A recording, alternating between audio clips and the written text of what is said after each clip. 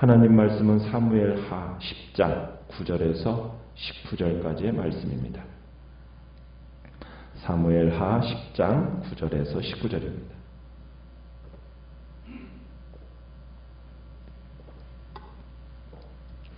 사무엘하 10장 9절입니다. 요압이 자기와 맞서 앞뒤에 친 적진을 보고 이스라엘의 선발한 자 중에서 또 엄선하여 아람 사람과 싸우려고 진치고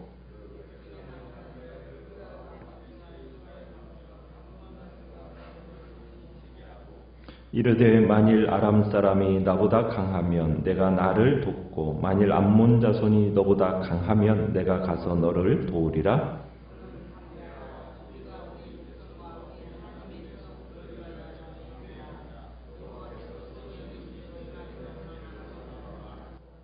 요압과 그와 함께한 백성이 아람 사람을 대항하여 싸우려고 나아가니 그들이 그 앞에서 도망하고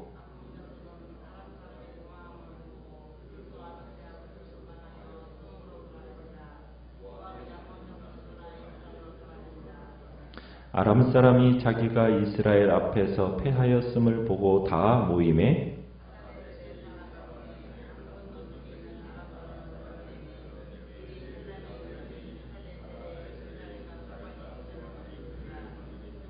어떤 사람이 다윗에게 알림해 그가 온 이스라엘을 모으고 요단을 건너 헬람의 이름에 아람 사람들이 다윗을 향하여 진을 치고 더불어 싸우더니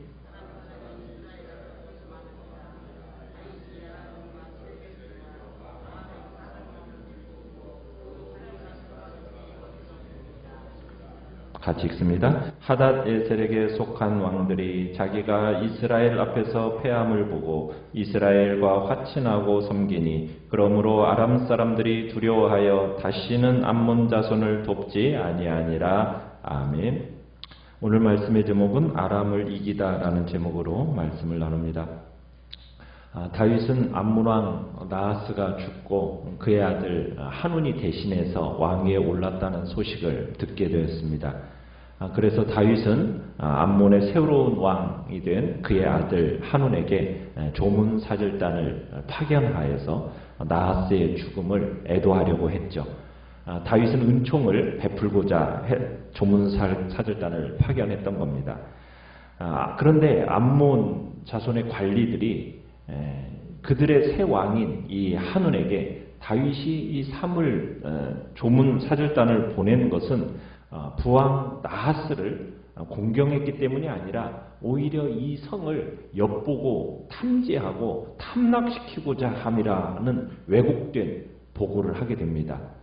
암몬 왕 한운은 이 신하들의 말을 듣고서는 다윗이 보낸 사절단에게 상상을 초월하는 수치를 주어서 돌려보내게 되죠.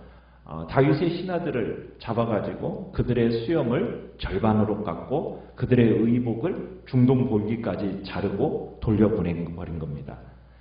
암몬의 새 왕 한운이 다윗의 조문사절단을 크게 능멸했다라는 이 소식이 즉시 다윗에게 알려졌고 또 암몬 왕 한운은 은총을 베풀기 위해 파견되었던 이 다윗의 조문객을 멸시하고 모욕한 행위가 다윗에게 미움이 된 줄을 알게 됩니다. 그런데 이 암몬 자손들은 다윗의 공격을 예상하고서는 어떻게 합니까? 주변 사방 왕국들로부터 용병을 사모아 가지고 전쟁을 준비하기 시작하죠. 한운의 그 전쟁 소식을 들은 다윗도 즉시 요압이 총사령관이 되어서 진두지휘하는 이스라엘 군대를 파병하고 교전 태세에 돌입하게 됩니다. 암몬 군대는 이제 어디에 진을 치게 됐냐면 성문 어귀에 진을 쳤고요. 그 다음에 용병으로 이렇게 산 소바, 아람 사람, 돕과 마아가 사람들은 따로 들판에 진을 치고 있었습니다. 8절에 보면 그렇게 이제 진을 치고 있는데 이제 암몬 자손들은 어떻게 보면은 자신들은 안전한 진지에 대기해 있는 거고요. 용병들은 어떤 백병전 이제 그것을 대비해서 들에 대기하고 있었던 겁니다. 자, 요압 부대가 이제 암몬 자손의 성으로 진격하려면 이 들판에 나와 있는 용병들과 싸워서 그 진을 돌파해야 암몬성으로 이제 갈 수가 있는 거예요.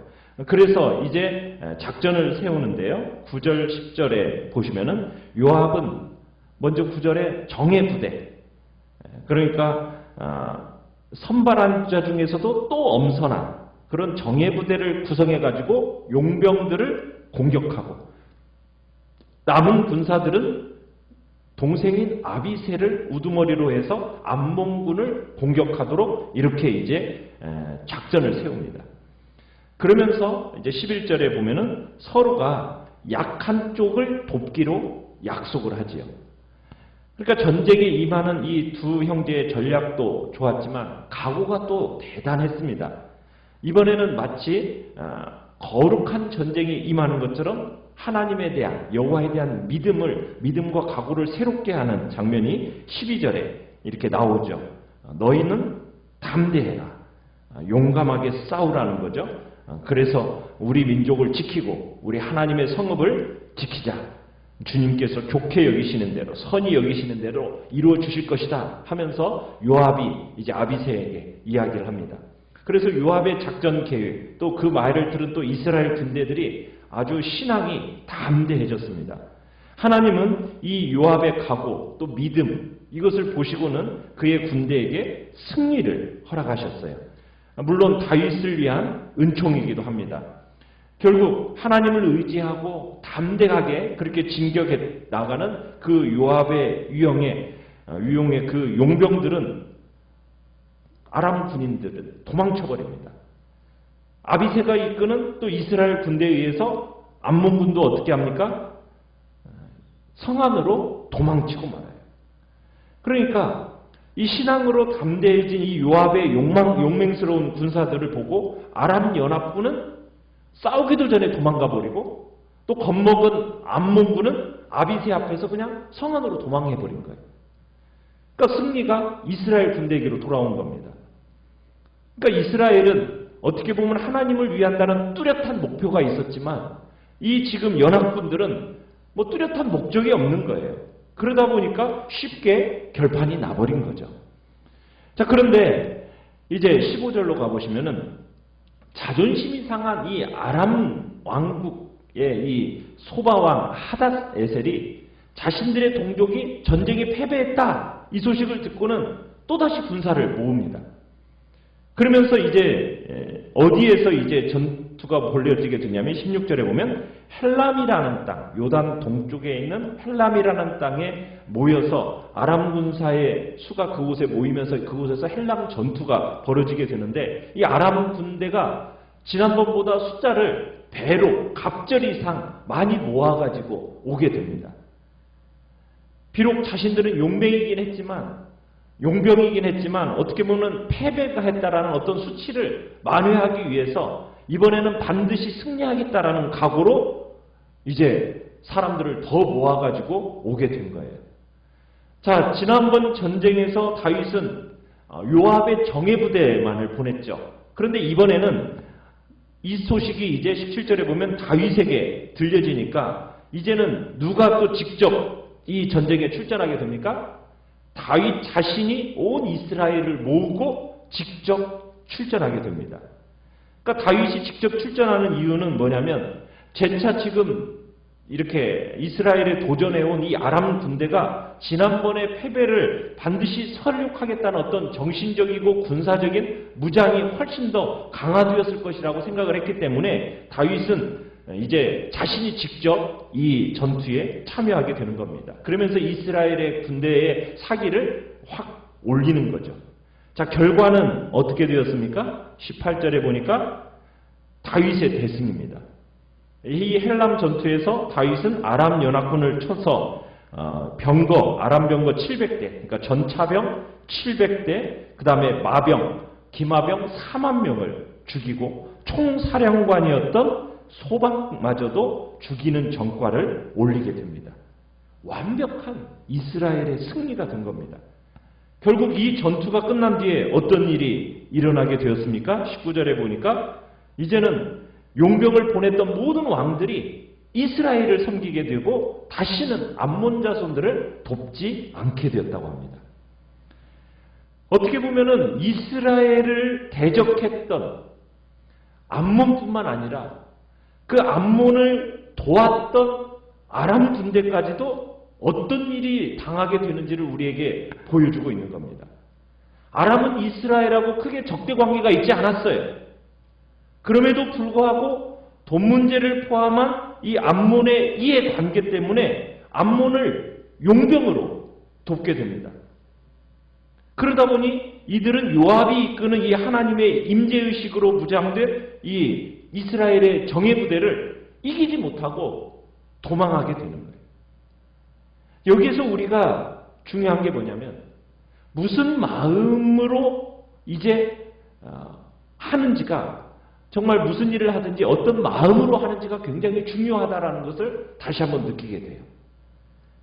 하나님 앞에서 우리 그리스도인들은 하나님 앞에서 어떤 존재인지에 대한 분명한 자의식을 갖는 것이 어떻게 보면 행동의 성패를 좌우하게 된다라는 것을 보여주는 겁니다. 이스라엘 백성들이 자신들이 하나님 앞에서 어떤 존재인지 그리고 하나님의 백성이라는 분명한 확신 속에서 나아갈 때, 담대히 나아갈 때 승리가 주어졌던 것처럼 우리가 하나님 앞에서 내가 누구인지 그리고 그분의 언약 아래 내가 보호하심 아래 살아간다라는 것을 확신한다는 것, 이것이 무엇보다도 중요하고 이것이 바로 승리로 나아갈 수 있는 비결임을 오늘 우리에게 이야기하고 있는 겁니다. 하나님께서는 우리를 자기 백성으로 삼아주셨어요. 그 자기 백성으로 삼겨진 우리에는 하나님의 보호하심과 도우심 가운데 살아가는 존재라는 사실을 잊지 않고 어떤 상황 속에서 우리가 두려움 없이 담대하게 요압이 정말 아비새에게 이스라엘 군대에게 담대하게 말했던 것처럼 담대함으로 우리가 믿음으로 나아가는 것이 이 땅을 승리하며 살아갈 수 있는 참으로 복된 길임을 우리에게 약속하고 있는 겁니다. 자, 그러면서 우리가 또 한 가지 보게 되는 건 뭐냐면 이 암몬족 속의 새 왕이 된 이 한운의 어리석음을 보게 됩니다. 이 한운은 눈이 흐려요. 귀가 얇은 사람이었다라는 것을 우리가 보게 돼요. 그러니까 신하들의 말만 듣고 이 조문사절단에게 씻을 수 없는 치욕을 주었거든요. 이런 일이 있은 다음에 다윗에게 크게 결례했다라는 이 사실을 알았다면 한운이 어떻게 했어야 됩니까? 자기가 잘못했다는 걸 알았으면 용서를 빌고 회개하는 마음을 가졌으면 돼요. 아마 다윗도 그것을 기대했을 겁니다. 한운은 용서를 빌거나 회개하는 마음을 가졌다면 다윗이 기꺼이 용서해 줬을 거예요. 그런데 오히려 그런 마음 없이 이스라엘 용병을 치려고 합니다. 한운은 돈으로 모든 것을 해결하려고 했던 거예요. 역대기에서는요, 한운이 용병을 동원하기 위해서 사용된 돈이 나오는데 은 1천 달란트를 사용했다고 해요. 은 1천 달란트는 34,000kg입니다. 그러니까 막대한 돈을 지불하면서 지금 이 전쟁을 치렀던 거예요. 그런데 그 결과는 어떻게 됐어요? 패배했어요. 처음에 한운이 지혜롭게 판단해서 다윗의 사절단을 환영했다면 이런 패배가 없었겠죠. 어쨌든 이 지도자에게 있어서 중요한 건 뭐냐면 상황 판단을 정확하게 할 수 있는 지혜와 통찰력과 분별력이 필요합니다. 부분적인 것만 판단해가지고 지금 일을 처리하면 안 돼요. 지도자의 위치는 종합 판단이 중요한 겁니다. 그래서 지혜롭고 분별력 있는 참모들의 조언, 이것도 굉장히 중요한 거죠. 그래서 어떤 일을 처리함에 있어서 지금 어떤 순간적인 감정으로 해서는 안 되는 거죠. 어떤 정말 정직함과 성실함에 기초한 그런 충원이 굉장히 또 중요한 일입니다. 그러다가 순간적인 판단 미스, 또 과오를 저질렀어요. 그러면은 그 과오에 대해서는 빠르게 중심으로 뉘우치고 선한 마음으로 그리고 용기로 나아가면은 더 큰 화를 막을 수 있는 겁니다. 그런데 한 가지 잘못을 은폐시키기 위해서 또 다른 잘못을 저지르고 그렇게 은폐시키기 위해서 또 다른 잘못이 계속해서 불려져 가면 나중에는 어떻게 돼요? 수습 불가하게 되는 겁니다. 그래서 하나님의 백성은 달라야 하는 거죠. 하나님의 백성, 하나님 백성이라고 해서 죄를 안 짓는 건 아닙니다. 물론 죄를 짓습니다. 그러나 우리는 죄를 지으면 어떻게 해야 돼요? 은폐시키면 안 돼요. 그건 빨리 하나님 앞에 고백을 하고 때로는 그것을 사람들 앞에 내어놓을 때 내가 수치를 당할 수도 있어요. 그러나 수치는 한 번 당하는 것으로 딱 만족해야죠. 그것을 덮어버리기 위해서 계속 은폐하다가 보면은 어떤 일이 벌어집니까? 이게 수습 불가한 상황까지 몰고 가는 일이 된다는 거예요. 참 우리는 이 암몬 왕 한운의 말을 보면 이 상황을 보면서 참 그때 잘못을 곧바로 시인하고 그냥 화해와 평화를 가져왔다면 이런 일이 없을 텐데 우리에게 있어서 지혜로운 성도는 바로 그런 겁니다. 선한 일은 선한 일 그대로 인정하고 받아들일 수 있는 아량이 있어야 되고 쓸데없는 오해는 금물이고요. 편견도 잘못된 일입니다.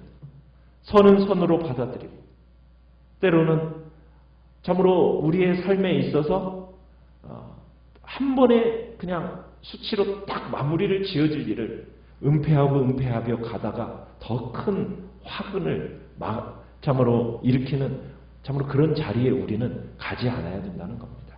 참으로 주님 앞에서 하나님의 백성은 어떤 자리에 서야 되는가 그것을 오늘 말씀을 통해서 우리에게 가르쳐주고 있는 것입니다. 그래서 오늘 하나님께서 우리에게는 지혜로운 마음을 주시도록 정말 사람들 모든 상황과 환경 속에서 지혜로운 마음으로 주의 참으로 교회와 가정들을 주의 사랑으로 안정되게 또 평안하게 이끌어가는 복된 자리에 우리가 서 있을 수 있게 해달라고 기도하며 나가시길 바랍니다. 참으로 지도자들로서 또 우리는 또 아름다운 은혜의 역사들을 누릴 수 있도록 특별히 이제 이번 주 또 당회 안에서 또 결정하고 일어나감에 있어서 우리 당회에게 또한 지혜로운 마음을 주시도록 또 종합적이고 전체적인 판단 가운데 내년 계획들을 또 잘 세워나가는 은혜가 나타날 수 있게 해달라고 또한 기도하며 나가시길 바랍니다. 말씀을 생각하면서 기도하시고요. 연약한 우리의 지체들을 위해서 기도하며 나가시길 바랍니다. 기도하며 나가시길 바랍니다.